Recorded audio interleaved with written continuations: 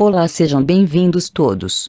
Hoje vamos falar sobre a história de Cristóvão Colombo e sua grande descoberta.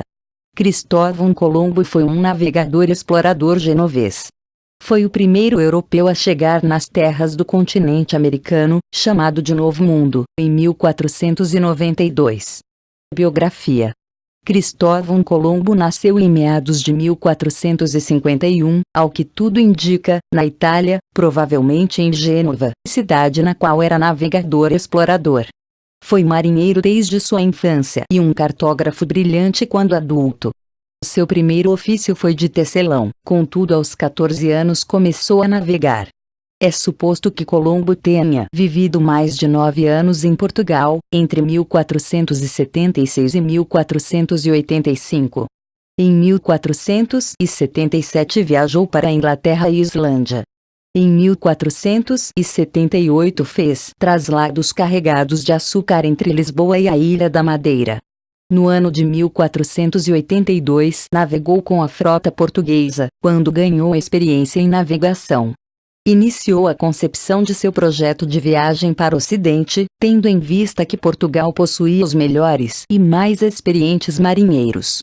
Com a negativa portuguesa para seus planos, vai para Castela em 1485, onde permanece até 1492, quando parte de Palos em sua primeira expedição, de um total de 4. Falece em Valladolid, no dia 20 de maio de 1506. O plano de Colombo. O projeto de Colombo era na realidade cruzar todo o Atlântico em direção à Ásia e assim vencer os monopólios comerciais da época. Essa empreitada era encorajada pelos debates sobre a esfericidade da Terra, e pelas leituras de autores como Aristóteles, Estrabão e Plínio, os quais já debatiam a distância entre a Europa, a África e Índia. Por outro lado, os relatos de marinheiros afirmavam existir terras a oeste. Isso corroborava o mapa de Toscanelli, no qual Cristóvão se embasou, assim como em outras obras sobre navegação do período. Após realizar seus cálculos, apresentou seus planos à coroa portuguesa, a qual fez pouco caso.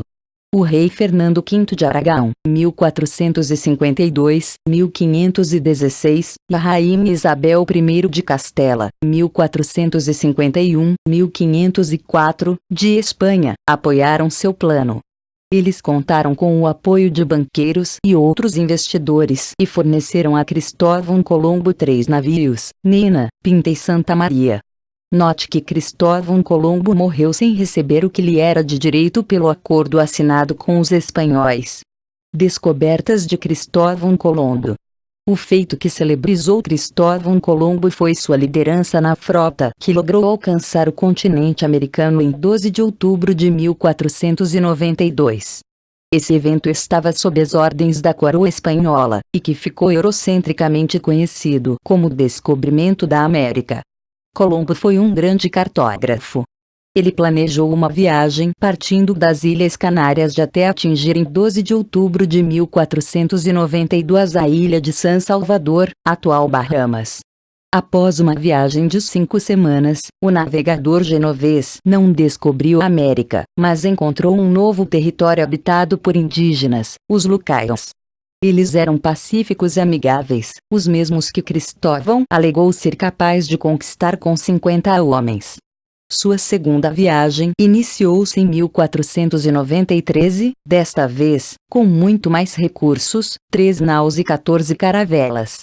Foi nesta expedição que encontrou as ilhas das Antilhas e Martinica e, ao norte, a região de Porto Rico. Na terceira excursão, de 1498, foram 6 naus, as quais alcançaram a Ilha da Trinidade. Por fim, na quarta e última viagem, Colombo saiu de Cádiz em 1502 com 4 naus, alcançando a Jamaica e a Ilha de Pinos nas Honduras. As controvérsias sobre o Cristóvão Colombo. São algumas das controvérsias existentes na investigação da vida do navegador.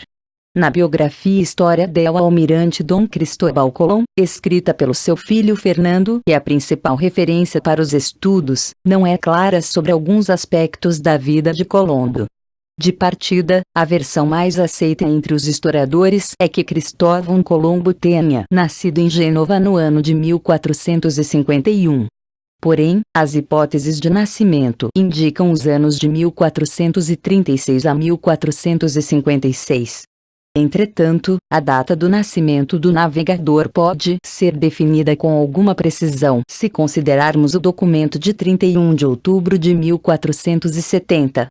Nesse documento, afirma-se que Cristóvão Colombo já era maior de 19 anos.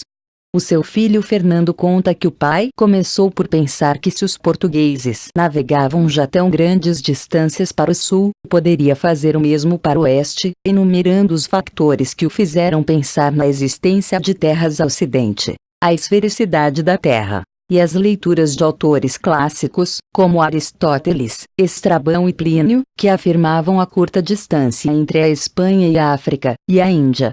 O mais provável, no entanto, é que não tenha se inspirado nesses autores, mas sim que os tenha lido depois por forma a fundamentar o seu projeto. Os supostos papéis do sogro que lhe teriam sido entregues por Isabel Moniz teriam juntado indícios materiais, como troncos de árvores e cadáveres de espécies desconhecidas arrastados pelo mar. Finalmente, as notícias que obteve de marinheiros que afirmavam ter encontrado terras a oeste, e as várias tentativas para descobrir supostas ilhas do Atlântico, comuns por aqueles anos. Colombo observou nas suas viagens e permanências nas ilhas atlânticas estes indícios, assim como as condições dos ventos e correntes marítimas, a reconhecer a proximidade de terra firme e as rotas mais favoráveis, o que tudo aprendeu com a experiência portuguesa. Outro ponto interessante é aquele no qual Colombo exige da coroa espanhola, tal como previsto em acordo, 10% dos proveitos nos territórios descobertos. No entanto, ele não fora atendido. Isso levou seus herdeiros a processaram a coroa numa longa disputa legal conhecida como pleitos colombianos. De qualquer forma, o genovês morreu em Valladolid em 20 de maio de 1506, aos 55 anos de idade. Possuía riqueza proveniente do ouro que acumulou em sua aventura, o que não é unânime, uma vez que há apontamentos de que ele tenha terminado seus dias pobre. Por fim, não se sabe se seus restos mortais estão em Santo Domingo ou na Catedral de Sevilha, onde se encontram atualmente. Curiosidades. O nome Colombo inspirou o nome de um país, Colômbia, e duas regiões da América do Norte. Colômbia Britânica, no Canadá, e o Distrito de Colômbia, nos Estados Unidos. Cristóvão Colombo foi o primeiro homem a comprovar que o mundo era realmente redondo. 8 anos depois da descoberta de Colombo, Pedro Álvares Cabral avistou as terras pertencentes ao Brasil. Colombo e a sífilis na Europa. Colombo e os seus marinheiros não se limitaram a descobrir o Novo Mundo, e a introduzir as doenças do continente europeu no americano. Também trouxeram da América para a Europa a sífilis.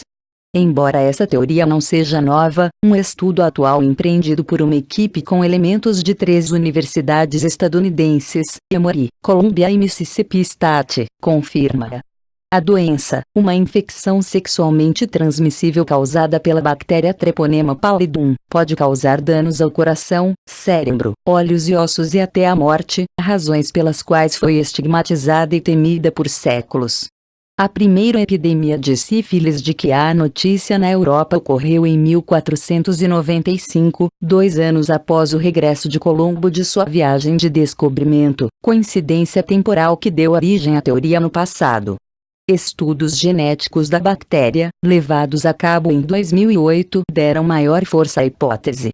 O que achou deste vídeo? Conte para nós nos comentários. Obrigado a todos e até o próximo vídeo.